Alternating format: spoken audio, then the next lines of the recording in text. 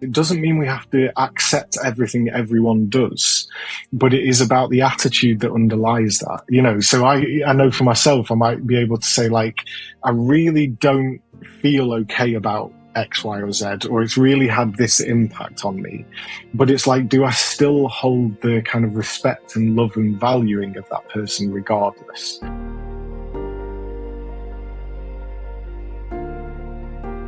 What was it about counselling that first drew you to it? Like, what was it about yourself and that which seemed to marry up? I think I was really in search of something that kind of fit or had the meaning that I was looking for. And that's why I kind of went down the philosophy route for my degree. And that was I thought I was on the right path there, but it wasn't quite the right fit in the end. And so that's why I started doing the counselling training alongside the degree, with a view to say, like, oh, I think maybe this might be more in line with it. And I guess for me, it was something about the way of relating with people and like doing kind of meaningful work. It almost felt like a bit of a vocation in a way. It's almost like, okay, this feels like a really good fit for me. I think I would really struggle, or have struggled, to just kind of do jobs to make ends meet. I think for me, it has to have purpose and it has to have meaning. And so I guess when I found counselling, and particularly person-centered counselling, it just ticked all the boxes, and it felt very, I guess like congruent with who I was, and not finding a place for that so well before that period. There was a real, I guess people have called it like a homecoming in the past. It's like, okay, this is what I was looking for.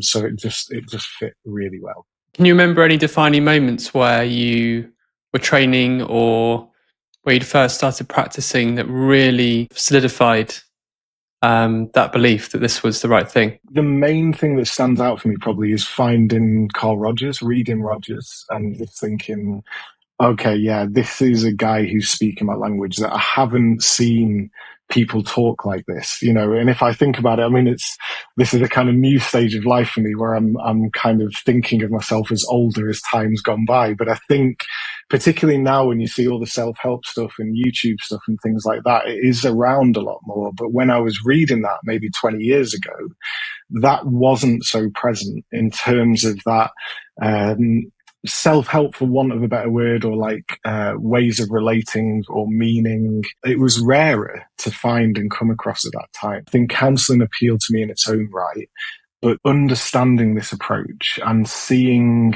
what Rogers was writing and what he was trying to communicate, and how unique that felt, and also how fitting that felt, was just a breath of fresh air. So I think that's what solidified it for me, is something of saying, like, yeah, okay, I think I've found something that fits really naturally with me. And I think that is a really crucial part, for me at least, in counselling, is that the way that we practice and the things that we believe are in line with our kind of natural views and values as well. Because I think we can practice it better. I think we can practice it more congruently. So there was something for me in it being aligned, which meant a lot, and also probably really helped my practice with that. What were the ideas that Carl Rogers put forward that were counter to the conventional wisdom at the time he wrote them? So Rogers himself was working as a kind of Freudian kind of child analyst in a way, I suppose. So he was trained in that way. And what he was putting forward was this view that actually maybe the client is the expert here. Maybe it isn't us as therapists. And when he first introduced this, he was kind of ridiculed, he was kind of laughed off, because the therapist, I think a lot of ego in it as well. The therapists were all sat there saying, no, we're the important ones. We're the ones who make the difference here. We're the ones with the power. And Rogers came along and was kind of saying, what I think we probably need to do is really just make a space for the clients to find their own direction and find their own answers. And so that was a huge paradigm shift in the world of therapy. But I suppose it kind of lined up quite nicely. It's particularly in America, around this kind of self-growth ethos that was coming out in America about, okay, you can be your own person, you can achieve what you want, you can achieve your dreams in a sense. And whilst Rogers wasn't saying that exactly, I think that aligned perfectly timing wise, that actually there was maybe space for this and maybe it was fitting with the culture or just coming in at the right time. And what were the kind of bedrock ideas that he was putting forward? The very kind of core and foundation of it is this idea of the actualizing tendency, that we are always moving and acting in a way to enhance our experience. So it's almost like as long as a person is alive, as long as the organism is alive, the actualizing tendency is in motion. And so there's something about that of us being self-directed, of us, our direction having meaning for us. And this idea of enhancing experience as well, that what we're ultimately trying to do is enhance our experience to, kind of reluctant to say make ourselves feel better, but it's something like that, I guess. If we believe in that, then as therapists, we don't need to do anything to the client as such. You know, it's about facilitating a space where that can continue to be active in maybe a better environment than many other places in people's lives. What came from that was something of, if we believe in the actualizing tendency, then what are the best things we can offer to facilitate that within therapy? And I guess the kind of unique thing about Rogers as well is that it was the first approach that was based on research. And so rather than him going in and saying, this is the theory that I want to practice, it was listening to thousands and thousands of hours of kind of client recordings, which again, back in that time was a rare thing. I mean, that would have been a huge recorder and he would have gone through all of those. And it was more a case of saying, what am I hearing here? You know, what am I hearing that is helpful for clients, that is helping them to kind of explore and unpack and understand themselves better? And I guess that's where the kind of conditions came out of, you know, primarily looking at empathy, acceptance, and authenticity. And in a way, going back to the actualizing tendency, if we believe in that, then those conditions really facilitate that kind of becoming of a client, where they can be trusted in that kind of direction and their self-motivation, self-direction. And I guess our job is to facilitate that. So taking those in turn, if we think about empathy, acceptance, and authenticity, how could you explain each one of them in terms of the theory and then also the practical application of them in therapy? If we start with empathy, I guess in its simplest form, that is about understanding another person's experience, but from their point of view and their experience. I think sometimes empathy can be mistaken when it is kind of personal resonance. So some people might say, oh yeah, I've been through that. I know what it's like. And there may be some truth in that. But I think empathy ultimately is about really listening, you know, at a deep, deep level to really hear the kind of the flavor and the depth of another person's experience. And being able to, in terms of practice, then being able to both check our understanding. So, you know, I know myself sometimes with students, they will say, oh yeah, I really understood that person. I had a lot of empathy, but they haven't actually checked it out with them. So in terms of practice, I think what's really important with empathy is us saying, have I understood this right? This is how I'm hearing it. Is that right? So that people can correct us if we're wrong. And if we're not wrong or we're on the right path, then I think that strengthens the connection with them as well. I'm just thinking about how difficult it might be to really empathize with people in the way that you've described if you only saw them for a very short period of time. Maybe there's something in getting to know them well enough that you can really see it from their point of view. I think there's two kind of ways of that, because I could also see it can also work the other way, because I guess the more of a relationship we build up with someone, we may then start to have assumptions about them and not listening as deeply to say like, oh, okay, you've done that thing again. I imagine it will feel like this again. rather than meeting them in the moment, and it makes me think about Rogers was asked about what would you do with a client if you only had one session with them. And he was kind of saying, I'd do exactly the same as I do every other time.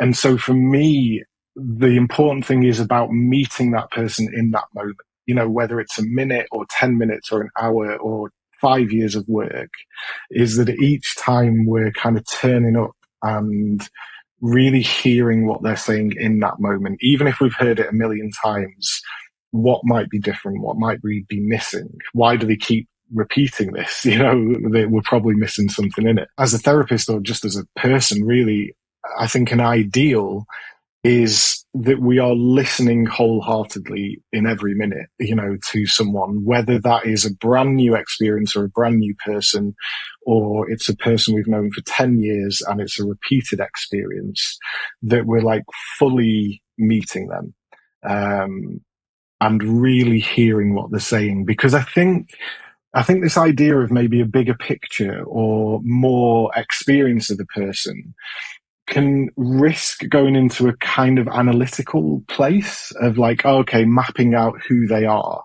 rather than listening to what they're saying, So I think it's something about that of really what's most important is we're just listening deeply at each second, to what the person is really saying. It's a nice thought, that as well, because I'm going to be doing short-term counselling as part of my training. So we have to do 150 hours of basically drop-in work. And it's encouraging to hear you say that, because I now sort of feel like I could still make a massive difference to someone just in 50 minutes. Absolutely, yeah. And I think for me as well, it's about what our goal is as therapists. Is it about, I don't know, say getting results or making someone feel better or whatever? Or I guess maybe within a person-centered point of view, it's about how are we meeting that person in each moment? And so in a general sense, that doesn't matter if it's 10 minutes or it's 10 hours, is that if our attention is to accept and understand them authentically, then we're doing the same, whatever the work is. So what could we say about the acceptance branch? So this can get confused sometimes. One of the things that's often said is that people can get confused acceptance with liking. And I think there's a real important distinction there, that it isn't about that we have to like everything the person is doing or even the person themselves. But what I think acceptance is about not holding judgment about who and how they are. Or at least, I suppose, naturally we might have some judgments that come up because it's just a kind of evolutionary thing, but about looking at how we relate to others, what attitude we have towards them, I would say. And for me, acceptance is something about respect for the kind of autonomy of that person, that person is doing exactly as they need at every single moment. Even if they reflect on it and say, like, I wish I hadn't done that, or I regret that, there is something about the decision we make in each moment, which is a kind of culmination of lots of things. And, some people would say every person can only ever make the exact decision they make in every moment, given the history they've had. So if we believe that, then that really promotes acceptance, that it doesn't take me to a place of, well, why didn't you do that? Why didn't you think about this? It's more about, of course you did that, and offering a kind of prizing to them in that. And I guess, the other way it's termed often in person-centered counselling is unconditional positive regard. And I guess one of the really important parts of that is the unconditional part, is saying that I'm going to meet you and accept you as best I can, regardless. The opposite of that, I guess, is conditional positive regard, where we're saying, I will value you and I will like you if you do X, Y, and Z, and my kind of valuing will be withdrawn if you don't do those things, which is, what we often experience in childhood and things like that. So I guess that's the important distinction about that unconditional positive regard, that we're turning up, we're accepting, we're valuing no matter what. It doesn't mean we have to accept everything everyone does, but it is about the attitude that underlies that, so I know for myself, I might be able to say, like, I really don't feel okay about X, Y, or Z, or it's really had this impact on me. But it's like, do I still hold the kind of respect and love and valuing of that person regardless? The difference to that is when people might kind of judge or say, like, you are a bad person because you've done this. There's something very kind of special and precious about receiving that from another person, saying counselling, where what it does is it kind of undoes a lot of the conditioning in an ideal world, because we are brought up with these rules about how we should be as people, and we tend to live by them, or that can cause a lot of the difficulties we face, at least. So to be in a relationship with someone where that conditionality isn't present has a real opportunity to kind of undo a lot of those things, where someone might say, oh, you're still okay with me, even though I did this, which might not have been our experience in childhood or friendships or whatever. So it allows us to, I guess, reevaluate those things and ultimately become more authentic. If you accept people in that way, there's kind of forgiveness on an ongoing basis for whatever they've done. And that doesn't mean you condone what they've done if they've caused harm, but there's forgiveness in that and the understanding that they couldn't have done anything else and they're doing the best they can. Completely, yeah. And I think an important distinction that makes me think of in, say, friendship or therapy is that I think there's something of our commitment as a therapist that's saying, like, I'm going to stay in with you, regardless of those things. There might be points where you say, I don't want this friendship anymore. I'm not judging you badly as a person. You can do what you need, but I don't want to be part of that anymore. And so I think that doesn't necessarily take away from UPR, but I think that is the difference in, say, personal professional relationships, is as a therapist, we're saying, okay, I'm here for you and I'm in for the long haul. So can we talk about the authenticity? This is about the therapist being genuine. And when I've seen students on other courses, often when they talk about congruence, they might get it mixed up with this idea of kind of self-disclosure. And they might say something like, oh, I was just being congruent. The congruence can get mixed up with, the therapist sharing something in view of being congruent. But for me, congruence is ideally a constant thing that is there, that is saying that whatever we do or communicate is authentic. And so that then leads into the other conditions as well, that I'm not playing at being a therapist. I'm not pretending to understand, or I'm not using the skills that we learn about on the earlier levels, like if we're doing, say, like paraphrasing, or we say the last word they've said or whatever. For me, I think that moves us away from understanding. It's more like a kind of skills tool-based thing rather than a desire to really understand. So for me, that authenticity is that we are authentic as people, and we are authentic in the acceptance we offer, the understanding we offer, and the things that we do communicate as therapists. There's also a really important distinction, or two parts of congruence for me, is about there's an internal congruence and an external congruence. So I guess some of the stuff I've been mentioning there about what we communicate might come more across as the external congruence. But the starting point for all of this is that we are internally honest with ourselves. Let's say if I was in a session and I was thinking like, oh, I'm feeling a bit tired here, or I'm not feeling very connected, or something like that. It's important internally that I can acknowledge that I have the self-awareness to kind of notice that, but also that I don't deny it to myself, because then we become incongruent. If I go down a route of saying like, oh, you shouldn't be tired as a therapist. I'm never tired in sessions, so I'm not having that experience. All I do is kind of deny and distort my experience. So this idea of authenticity starts within, and the more self-awareness we have, I think the more chance it gives us of being authentic. Sounds as though it's very much an ongoing process, right from beginning training right through, and continues to evolve as you practice. It never finishes. There's always more to be open to or to be aware of in yourself. And I guess in terms of training, what I witness and what I experience in myself as well is this kind of pendulum swing that happens. So, we live a large part in an incongruent world where incongruence is kind of promoted a lot. Is you get on, you do your work, you don't moan about it, you kind of stiff up a lip, you get on, that type of thing. As people learn about counselling and themselves, they start to see the value in being more congruent and see that actually it is okay. And I do have a right to feel these things. And so what happens with that pendulum swing is often it goes right over the other way. And, I've heard lots of things with students, and again, my own experience, where it's like you almost become uber external congruence. Is almost like, well, I'm just telling you how I feel. Well, I feel like this and I have a right to feel it. And you kind of just expressing stuff all the time in the name of congruence. And then I think it might come back to a bit more of a middle ground where it's like, okay, a balance between those. What's appropriate? How do I communicate this? A lot of my kind of childhood and teenage years and things have been like a people pleaser and, trying to kind of be good and nice and respected and all of those things.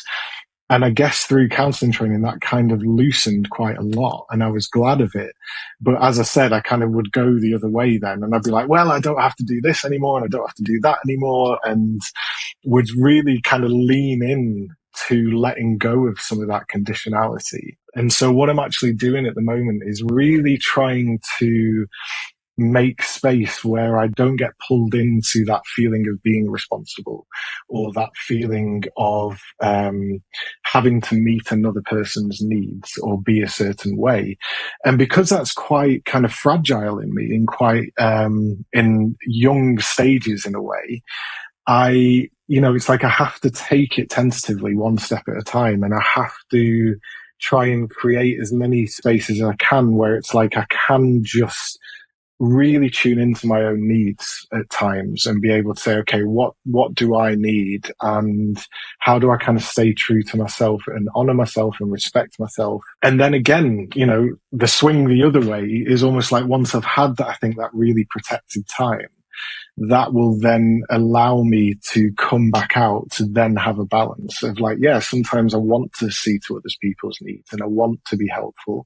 And other times I really need to kind of honor myself and my own needs, and protect that as well, even when it's difficult. Just thinking about it from the client's perspective, I mean, I'm sure people can understand how, as a therapist, we can cultivate those qualities and embody them in session.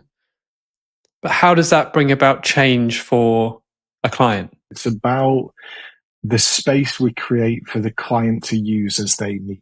Often therapy is related to and seen through a lens of, I do these things to create this outcome, or this is progressive, or this will help the client, for example. It might be a little bit more technique based or a bit more tool based or something like that. The difference when we look at person-centered therapy is it's just about the space we create, and that the end point is not known because it is so unique and individual to that person. So the best that I can do is really offer those conditions, create that space for a person to use that as they need. And the outcomes of that will be so varied and so individual. It maybe stands apart a little bit from other therapies in that way. If I think about something like anxiety, for example, a lot of other therapies might have like techniques to deal with anxiety. But I know for myself, at least in my own experience of client work, anxiety is a very kind of generalized term for a very individual experience. So I guess as Roger said, when he talked about psychological tension, this idea of anxiety comes from incongruence, from not being authentic. And so therefore, rather than the fix to anxiety being tools or techniques, it's maybe more about what is that incongruence? What is that psychological tension about in the person? And I think that's how change happens. I think ultimately it's a process of the client becoming more authentic. and becoming more themselves and kind of taking off some of those shackles we've talked about in terms of like conditionality or shoulds or ought tos or anything like that, really. Yeah. I can definitely think back to times when me solving my own problem came down to me telling someone something that I really believed that I wasn't telling them. And that was the dissonance in me that was putting me into a very challenged place. And it all came down to telling someone something that I wanted them to know, but I felt like I couldn't. Yeah. And we might not even know that's what it is. I don't know if that was your experience, but we might actually have the discomfort and we don't know why. That's exactly right. Yeah. It took me a long time to work out what it was and then to find the courage to say that thing. It's maybe an example of the change that giving someone the space they need to go to the place they need to go can offer. Maybe that would make that feel more possible, or maybe you'll come to realize those things if you're given that space. If you can be more authentic, maybe there's an ease that might come with that eventually, or it's like we don't have to hold those things. Because when I think about like shoulds and oughts, it's like I think of tension, and the more we can be authentic, I think of a kind of releasing and a kind of like, okay, I can find my flow in the world. And I'm not saying it's always easy, but maybe it comes with less tension ultimately. What are some ideas that might be really interesting for people like me who are training, who understand those three, as a follow-on to those from a theoretical point of view in the person-centered approach? Something like the 19 propositions, like I really love that theory. That goes through about kind of human development. So how we become the way we are, that we are basically kind of the center of our own universe. That's all our experience. And that's what reality is for, is our experience as the center of the world. And then it kind of talks about how we behave and respond to different things as well. So it brings out these things like conditions of worth and introjections. It looks at how we defend our views, especially if we're challenged or pushed against, that actually will probably kind of dig our heels in even deeper. And then for me, it goes into why we work the way that we do as therapists, because it starts to talk about the best way to understand another person is through their point of view. And therefore, the more we can offer that and the more we accept them, the more that they will allow us in, the more that they relax and they might share more of themselves and feel understood in that. And that brings us to a more authentic way. The problem with them is they're written in a really uninviting way. They were written at a time where Rogers had to be really scientific and trying to prove the approach. And I think that puts a lot of people off, as well as it being quite lengthy. But I think once it's simplified, they're much more relatable. And I think people have that same experience of saying, wow, okay, yeah, that does make sense. I can see that happening in myself all around me.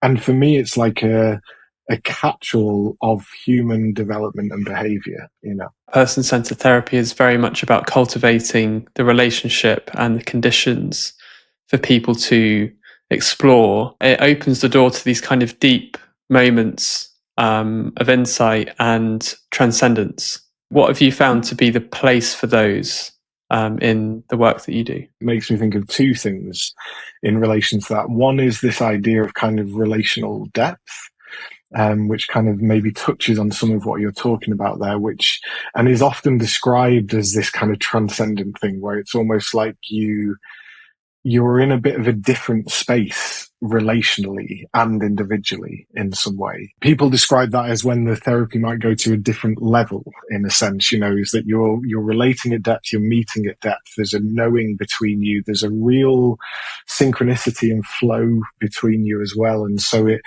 for the way I think about it is like it moves a lot from the head and it just becomes a kind of flow state almost relationally. There are criticisms of that for sure, that some people will say that there's a risk with theories like relational depth because it could potentially become an agenda, or it might become a hierarchical thing where people are saying, I want to achieve relational depth, or it's a way that we judge our therapy rather than it just being a kind of natural outcome. The other thing I think about those, it almost sounds like those kind of light bulb moments at times where we we realize things for ourselves, and I guess in a person-centered viewpoint, that can really come out of relationship, to really be accepted and understood, maybe allows us to go to places that we haven't done before, or allows us to realize things that we haven't done before. I know for myself and in clients, there can be this desire to maybe get to a certain place, but not like wondering, how do I get there, or how do I change? And actually it can just be a little change in perspective or a realization of one thing. And it's almost like it happens automatically. Like we're trying to force change, but actually something might just look a bit different, or we understand it quite differently. And that is the change, and we can't go back almost, So for me, it's those profound moments that might be like, oh yeah, okay, that is the truth. That is how I see it. And now I'll see everything different as a result of that. Person-centered therapy is often described as non-directive. So how do you balance giving the client autonomy with also being a guiding force in the session? My focus is on trying to get a sense of them as best I can, to understand what it's like to be them in the world and hear that as best as possible. One of the stereotypes of person-centered is that it can be really passive.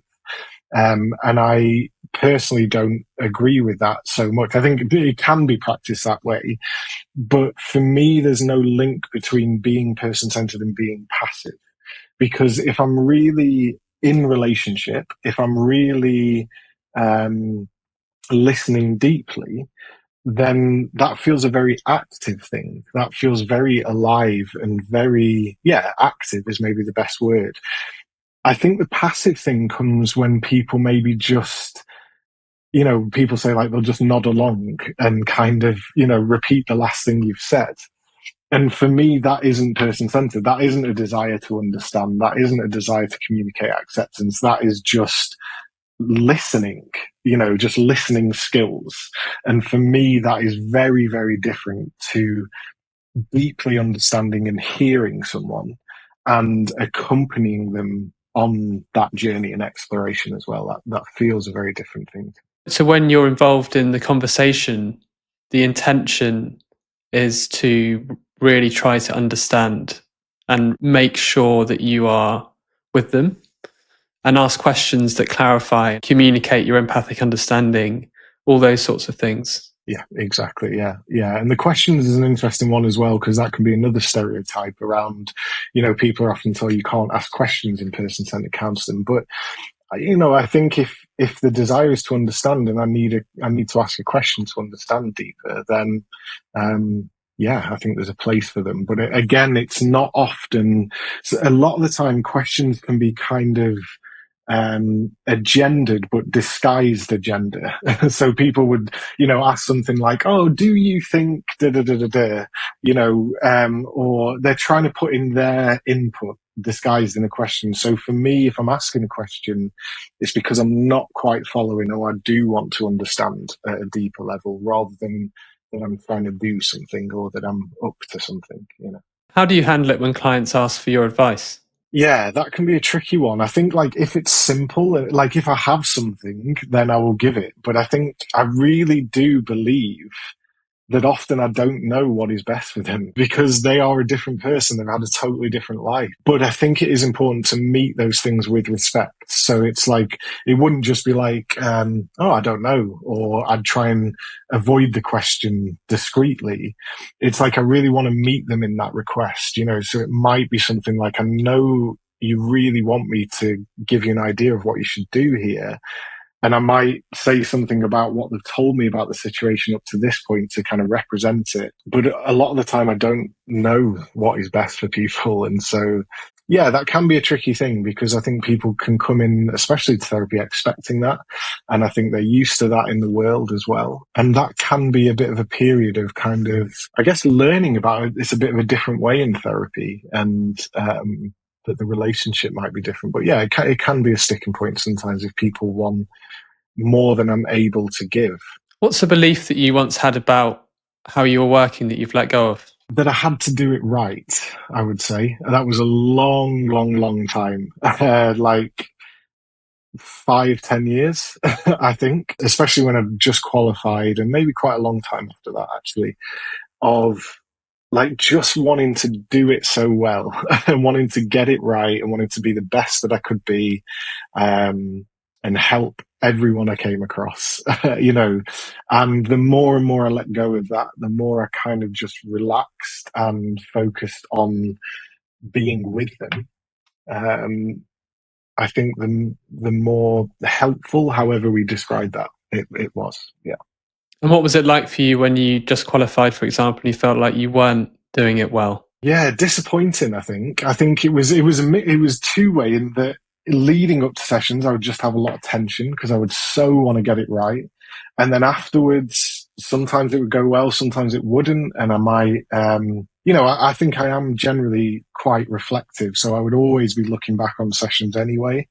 Sometimes it'd be a bit disappointing, and sometimes I'd feel like I'd almost like lose my way a little bit. I remember reading a lot after I'd qualified and like almost embodying the person I was reading, because I was just trying to find my way and my way of practicing. So I guess I was a bit lost as well in that, in terms of how it felt. It just took a long time to shake that. And so it was a hard lesson. It's like I didn't even realize it for years. It's only, I think we were talking about it before, it's like it's only when you let go of it, and when you were saying about when you say that thing you need to say, it's kind of similar in that once I'd let go of that, that I realized how much I was carrying before. And it was even represented, the thing that makes me really notice it now is when I look back, I had like I wore certain clothes for therapy. So I'd wear a shirt and I'd wear kind of smart trousers and smart shoes. And now I just like it's just my clothes, So for me, that like shows the difference in how I am and how I practice now. And that feels a lot more integrated and it feels a lot more authentic, that I'm not going to work to do this role that is quite uptight in a way, but that I'm just going to be me with another person in the best way that I can, with a view to kind of be with them. What would you say have been the greatest benefits of doing the work that you've done? Like the ripple effects, I think, is when I think about that sometimes is unbelievable. Like not only to see the kind of profundity and the beauty of someone like finding their authenticity, but then, and it often happens randomly, but then to also see and hear about the ripples that has, of like the ripples it has on their relationships, what they have passed on to others as a result of it, how many lives it's impacted because of this one client's hard work. So for me, that's just an amazing gift and such a like honor to be trusted and in that space with someone. But then to also see what happens as a result of that and how far reaching that can be. What's one thing that you think that people are really lacking or in need of in today's world? I think the power of being able to be authentic, to be able to be authentic in relationship and have that connection, and the kind of depth of relating and being, I think there's so many things that are kind of drawing us out of ourselves, that are distracting us or that are isolating us or that are, I guess to go back when we were talking about that conditionality before, about that idea of conditionality when we're growing up, there's also so much conditionality as an adult, and I think we are at the mercy of a lot of that, especially, things like social media, that type of thing that, I think it can create this tension about who and how we should be. We did a really interesting experiential exercise in the training, and we were given pieces of paper and asked to cut out eye holes in the paper so that we could wear it as a mask. And on the one side, we were asked to graphically represent our persona. And by that, it meant, who do you think you present to the world and who do you think the world sees when they look at you? So people did that. And then we went around the room meeting each other in role as our persona. And the really interesting thing about that part of the exercise was how unhappy everyone was embodying that person that they'd drawn or whatever they'd created. And then the second half was to reverse the paper, and on the reverse side, to graphically represent your true self. So who are you beneath the persona? Who's the real you that the world doesn't often get to see? And people represented that. And then to go around the room again and meet everyone again as the true self and the difference in the energy, but also then as a training exercise to have that stark, this is how I believe I act in the world, and this is who I believe I am, and what's the gap? The interesting thing for me in what you're saying there is like the felt sense of that, like how that feels, not only what it represents in what is on the mask, but how we feel embodying those different parts, and just the freedom that can come from authenticity and the kind of lightness and the relief, but also the real beauty in authenticity, whatever that is so different in every client. But there's something of like, I can be myself here. I can tell you this part about myself and it feels good, and you're still here and you're still accepting. What advice would you have for people who are training? It's such a unique and precious moment to be able to have that space where all that learning is going on and all that opportunity in terms of process and self-awareness, that it might not feel like it at the moment, but I think once it's gone, it's very rare to get that space again, or you might just have it temporarily. So for me, there's something of like, this is the time to do the work. This is the time to really listen to what feedback you're getting, what is being said about you as a person. If you trust those people, or if you're hearing it repeatedly, it's almost like that is such good data to take in. And I think the training experience is a rare environment to be able to actually unpick that and process it with other people. So yeah, I'd just say, just like really lean into it as much as you're able. And the edges are where the work and the magic happens, I would say, to go to those uncomfortable spots, at least occasionally. Who are some other person-centered writers that you really relate to, as well as Rogers? I love Dave Mearn's writing. He's not working anymore as a therapist. He's started, I think, writing kind of novels and things now, but there's something that I really value about his kind of humanness. I've never met him, but just through his writing, there's something about his humanness, and reading some of his case studies with clients, you really get a sense of his work and that he kind of walks the walk that he's describing in his books as well. Barbara Teminer Broadley, I also love her writing, is amazing. Her book, it's actually an edited book of like selected writings from her. But another thing for students, that's a fantastic book because she just breaks down a lot of chapters into the questions that you're always asking, particularly around person-centered therapy anyway. And I really love the way she writes, and you get a real sense of her commitment to person-centered practice and sharing her knowledge, and it feels very human as well. In the work that you've done with clients, without going into detail about what they said, how have you come away from a session feeling profoundly affected? I think if I'm really in touch with the kind of either the tenderness or the fragility of another person that can happen in the session, and I think that can sometimes be linked to a kind of compassion in a way, for someone to kind of share their story and sometimes just think, gosh, almost like you poor thing that you've had to live that has been your life. And for them to be able to then take the risk to share that and let me into that, feels deeply, deeply moving.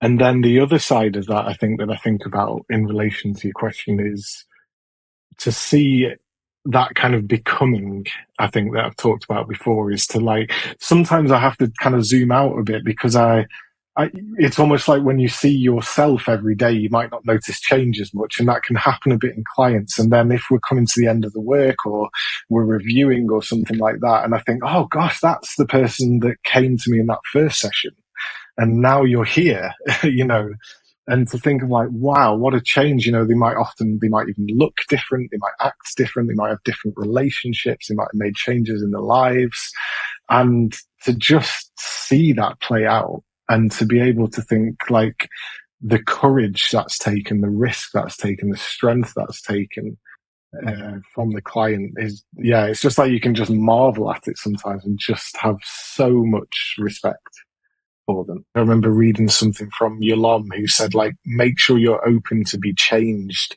by your clients, because there's something about that openness that shows the attitude you're coming with, and if you kind of come as a kind of closed, rigid thing, it's going to affect the relationship. So if we allow ourselves to be changed by clients, impacted by clients, I think that can point to something about how we're bringing ourselves to that space.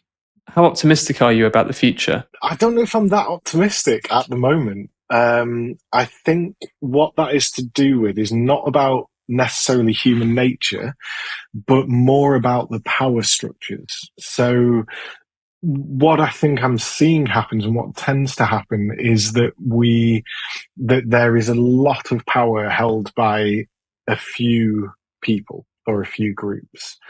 And so then I think it changes the game a little bit in terms of saying, like, what is human nature or what's the collective of a population, to who are the people with the power and what do they do and decide. And the kind of trickle down effect of that, we're seeing it every day in all areas of life.